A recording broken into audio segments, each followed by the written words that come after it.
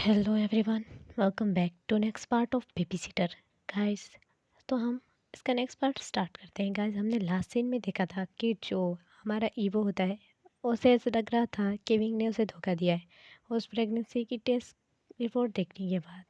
और फिर ईवो जो कि दिल में सोच रहा था आपने मुझे धोखा दिया है, इसलिए ही आप मुझे खुद को छूने नहीं देती थी। और अगर ऐसी ही बात थी तो आपने मुझे पहले क्यों नहीं बताया कि मैं कभी आपको फोर्स ही ना करता। और ऐसे ही सोचकर ईवो जो कि अपसेट फेस बना लेता है और वो विंग को हक करके सोया हुआ था। अब सुबह का सीन दिखाया जाता है। ईवो जो कि सोच रहा था अब मैं क्या करूं। ईवो कहता है नहीं, अगर अगर वो बेबी हो गया तो विंग मुझे छोड़ देगा, सच में वो मुझे छोड़ देंगी।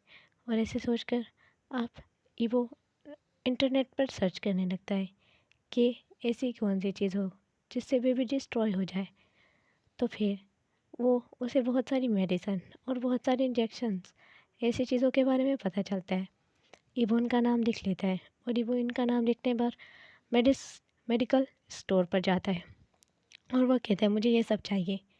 वो इबो की तरफ देखते हैं और कहते हैं तुम शक्ल से तो कोई ओमेगा नहीं रखते, फिर तुम्हें ये सब क्यों चाहिए।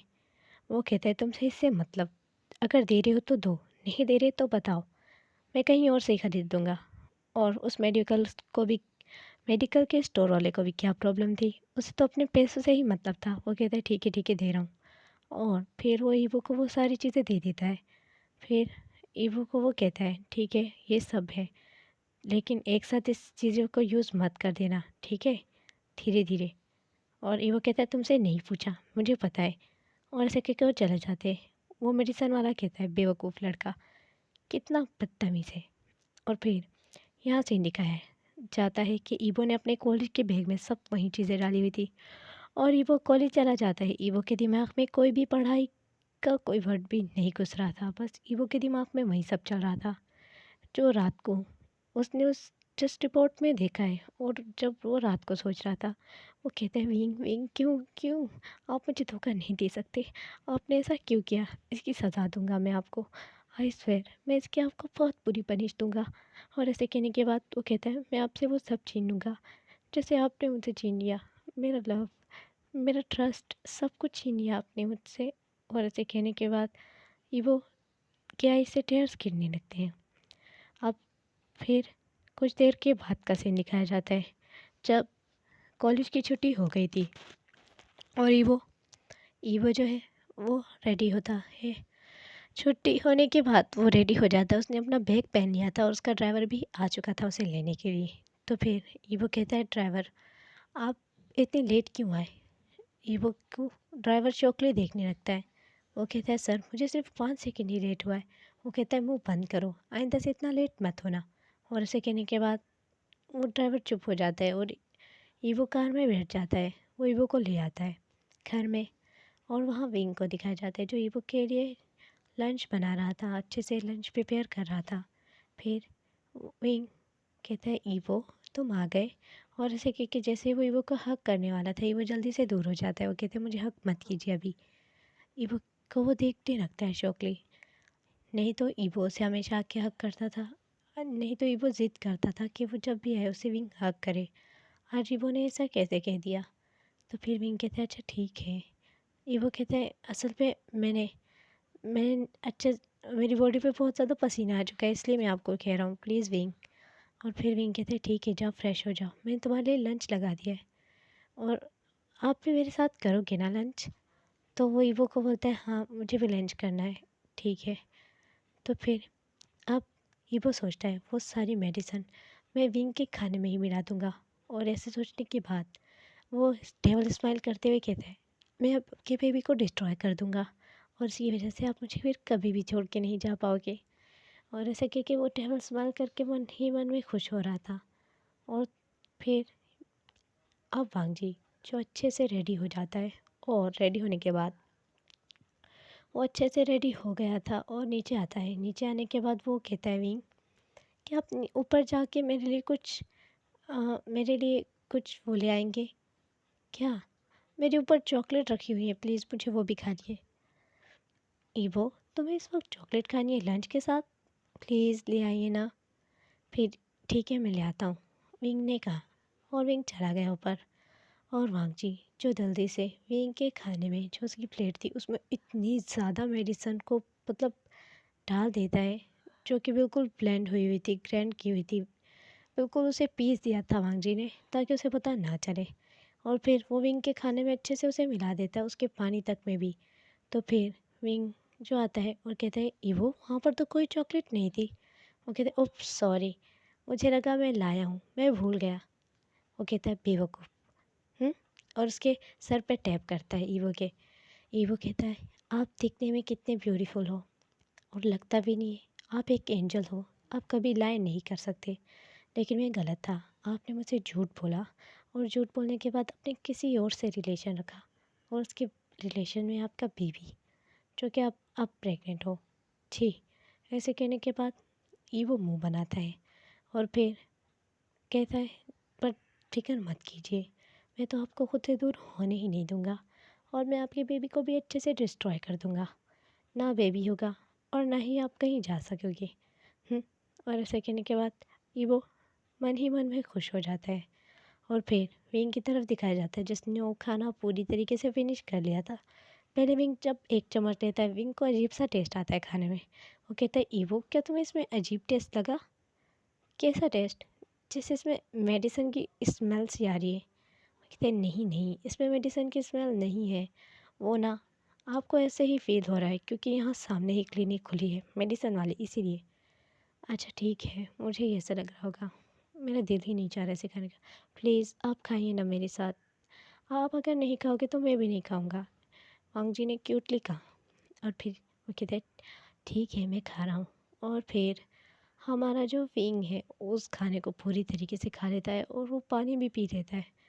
वो फिर विंग अब जैसे ही वो पानी पी लेता है और खाना खा लेता है, वो कहता है ईवो तुम यहीं पर बैठो, ओके बेबी मैं अभी आता हूँ।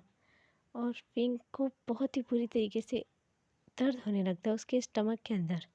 अब फाइनली विंग बहुत ज़्यादा दर्द से रोने लगता है, विंग को कुछ हो रहा था धीरे धीरे। और वांग जी जो कि बहुत ही ज़्यादा स्माइल करता है जब उसे लग रहा था कि विंग को इसका असर हो रहा है, लेकिन वो विंग की ओवरी को ही डैमेज कर रहा था। और इससे विंग के अंदर तो कोई बेबी नहीं था, और विंग ने ना ही कोई, उसके पास कोई भी ऐसी चीज़ नहीं थी जो वो मेडिसन उस पर जाके काम करे। तो वो मेडिसन सिर्फ उसकी बॉडी, उसके स्टमक, उसकी पूरी बॉडी को इफ़ेक्ट कर रही थी, क्योंकि अब मेडिसन को कहीं ना कहीं जाकर तो अपना काम दिखाना ही है। विंग दर्द से रोने लगता है। विंग कहता है ईबो मेरे मेरे स्टमक में बहुत ज़्यादा पेन हो रहा है। फिर ईबो कहता है ये तो और भी अच्छा है। फिर ईबो की तरफ विंग देखने लगता है। वो कहते हैं क्या तुम्हें समझ नहीं आ रही, मैं मजाक नहीं कर रहा, बहुत ज़्यादा दर्द हो रहा है, प्लीज़ प्लीज़ मुझे डॉक्टर के पास ले चलो, मुझसे चला भी नहीं जा रहा। और ईबो जो हंस रहा था विंग को देखकर। विंग कहता है क्या तुम पागल हो गए हो, मैं क्या कह रहा हूँ तुम, मैं मजाक नहीं कर रहा ईबो, मुझे सच में दर्द हो रहा है, मुझे सच में बहुत ज़्यादा पेन हो रहा है। और वो कहता है आई एम रियली सॉरी, मैंने समझा आप सच में मजाक कर रहे हो। और ऐसे कहकर अभी वो खुश हो जाता है और कहते हैं मुझे जितना हो सके लेट करना होगा। और ऐसे कहने के बाद वो ड्राइवर को पहले से ही भेज चुका था। वो कहते हैं ओ शिट, ड्राइवर भी नहीं है, मुझे कैब करनी होगी, आप थोड़ा सा दर्द बर्दाश्त कर लोगे प्लीज़? ये वो मुझसे नहीं हो रहा प्लीज़। वो कहता है मैं तो इस बेबी को नहीं बचने दूंगा, आपको गलतफहमी है, अगर मुझे इसको टाइम पर ले जाना पड़े तो फिर ये बच भी सकता है। नहीं नहीं, मैं इसे टाइम पर बिल्कुल भी नहीं ले जाऊँगा। आई एम रियली सॉरी कि इस डिस्कस्टिंग की वजह से आपको थोड़ा बहुत हर्ट हो रहा है, लेकिन नहीं, आपने जो गलती की है थोड़ा सा हर्ट तो आपको भी होना ही चाहिए ना। और ऐसे कहकर ईवो डेवल स्माइल करता है। और बहुत ही देर बाद, आधे घंटे के बाद उसने कैब बुलवा दी थी। और विंग जो कि दर्द से रो रो कर पागल हो चुका था, अब थोड़ी देर बाद उसे हॉस्पिटल में लाकर दिया जाता है। और वो कहते हैं क्या ये ठीक हुई है? वो कहते हैं मुझे नहीं पता। ईवो कहते हैं नहीं मुझे नहीं पता, उन्हें बहुत ज़्यादा पेन हो रहा है उसके स्टमक में। फिर वो डॉक्टर ईवो को कहती है इसे जल्दी से यहाँ लेकर आओ। और अब ईवो जो बाहर वेट कर रहा था, और वो सिर्फ एक बैड न्यूज़ की ही बात कर रहा था, और उसको बस इंतज़ार था बेसब्री से कि कब वो बैड न्यूज़ आए और मैं खुश हो जाऊँ, क्योंकि उसके लिए वो बैड न्यूज़ एक गुड न्यूज़ होती। तो वो अब डॉक्टर आती है, वो कहती है, मिस्टर बात सुनिए, इधर आइए, तुम्हारा नाम वांगजी है? वो कहता है, हाँ मेरा नाम वांगजी है। वो कहता है, आपको पता है उसे उसे बच्चा ज़ाया करने की दवाई दी गई थी? वो कहता है, क्या? मुझे नहीं पता था। अब वो कैसा है? और उनका बेबी? क्या मजाक कर रहे हो? उसका बेबी कहाँ से आया? उसका तो कोई बेबी था ही नहीं, वो प्रेग्नेंट नहीं था। और उसके बावजूद भी उसे ऐसी दवाई दे दी। और फिर ये वो कहते हैं, क्या? क्या मतलब? ऐसा नहीं था? फिर वो कहती है, हाँ ऐसा तो कुछ भी नहीं था। इसकी वजह से उसकी बॉडी डैमेज हो चुकी है पूरी से, और उसकी पूरी बॉडी पूरी तरीके से डैमेज हो चुकी है। जिसने भी ये हरकत की है उस पर लानत हो। और ऐसे कहकर वो डॉक्टर चली जाती है। अब वो कभी भी फ्यूचर में तो बेबी को जन्म नहीं दे पाएगा, मुझे ऐसा ही लग रहा है। और फिर जो विंग है वो बहुत ही ज़्यादा अपसेट था और रो रहा था, क्योंकि विंग की ओवरी डैमेज हो चुकी थी। और विंग सोच रहा था कि ये सब किसने किया। और फिर वो डॉक्टर उसे बताती है कि तुम्हें किसी ने बच्चा ज़ाया करने की दवाई दी थी। विंग को जैसे ही ये पता चलता है, विंग की आइज से टेयर्स निकलने लगते हैं। और विंग को याद आता है कि वांगजी ने उसे कहा था ऊपर जाइए, और विंग ने तो कुछ और नहीं खाया था सिवाय उस लंच के। और फिर विंग की आइज से टेयर्स निकलते हैं। और वांगजी जो कि पूरी तरीके से शॉक हो चुका था, विंग सच में नहीं था प्रेग्नेंट। और जल्दी से वो फाइल निकालता है, और वो जैसे ही फाइल निकालता है, वो फाइल में देखता है कि उसमें तो सिर्फ बुखार के टेस्ट थे। क्या? लेकिन ऊपर से फाइल के ऊपर फिर ऐसा क्यों लिखा हुआ था? Oh no, shit. और फिर पिंक की तरफ दिखाया जाता है, जो बिल्कुल सेंसलेस होकर उसके ऐसे टेयर्स निकल रहे थे, क्योंकि उसे पता चलता है कि फ्यूचर में वो कभी भी प्रेग्नेंट नहीं हो पाएगा और वो किसी भी बेबी को जन्म नहीं दे पाएगा। एक ओमेगा के लिए ये सब सहना बहुत मुश्किल है, कि उसकी लाइफ में उसे पता चले कि उसकी लाइफ में कभी भी खुशियाँ नहीं आएंगी। विंग के ऐसे टेयर्स निकल रहे थे, और विंग ये सोचता है कि मेरी अपने ही अल्फ़ा ने ऐसा किया कि मुझसे मेरी एक ऐसी चीज़ को छीन लिया जो मेरे लिए ज़िंदगी में सबसे ज़्यादा और फिर वांगजी, जो कि बहुत ही ज़्यादा खुश था, क्योंकि वांगजी को ये पता चला है कि विंग प्रेग्नेंट नहीं है। लेकिन वांगजी को तो ये नहीं पता वांगजी ने कितनी बड़ी गलती की है। लेकिन विंग के प्रेग्नेंट ना होने पर वो बहुत ज़्यादा खुश था, और वह सोचता है अच्छा हुआ उसकी ओवरी डैमेज हो गई, ना कोई बेबी आएगा और ना ही उनका लव मेरे लिए कभी भी ख़त्म होगा। मैंने खामखा उन पर ट्रस्ट नहीं किया। मुझे पता है वो सिर्फ मेरी है और वो सिर्फ मुझसे प्यार करते हैं। वांगजी तो इतना खुश था जैसे कि उसने पता नहीं क्या कर दिया वैसा। अब फिर वांगजी जल्दी से जाता है विंग के पास और कहता है, आप कैसे हो, आप ठीक हो? बट विंग विंग कोई बात का जवाब नहीं देता। और वो कहता है, चलिए डॉक्टर ने आपको डिस्चार्ज कर दिया है। और फिर वांगजू उसे जल्दी से ब्राइडल स्टाइल में अपने हाथों में कैरी कर लेता है और उसे घर ले जाता है, और उसे प्यार से बेड पर सुला देता है और कहता है, आपकी मेडिसिन ये लीजिए। विंग जल्दी से उसके हाथ पे ज़ोर से अपना हाथ झटक के मारता है और कहता है, नहीं चाहिए मुझे कोई मेडिसिन। वांगजी विंग की तरफ बहुत ही ज़्यादा वाइडन आंखों से देखने लगता है। विंग ने फर्स्ट टाइम ऐसा रिएक्ट किया था। विंग, क्या हुआ आपको? आप ऐसा रिएक्ट क्यों कर रहे हो? क्या हुआ? तुम्हें नहीं पता? वांगजी चौकली देखने लगता है और वो कहता है, क्या? मुझे कुछ नहीं पता। वांगजी, मुझे ये बताओ कि तुमने मेरे खाने में क्या डाला था? वांगजी की आइज़ वाइडन हो जाती है। वांगजी कहता है, कुछ नहीं। और फिर वांगजी कहता है, मैंने वो आपके खाने में मेडिसिन डाल दी थी बेबी को मारने के लिए।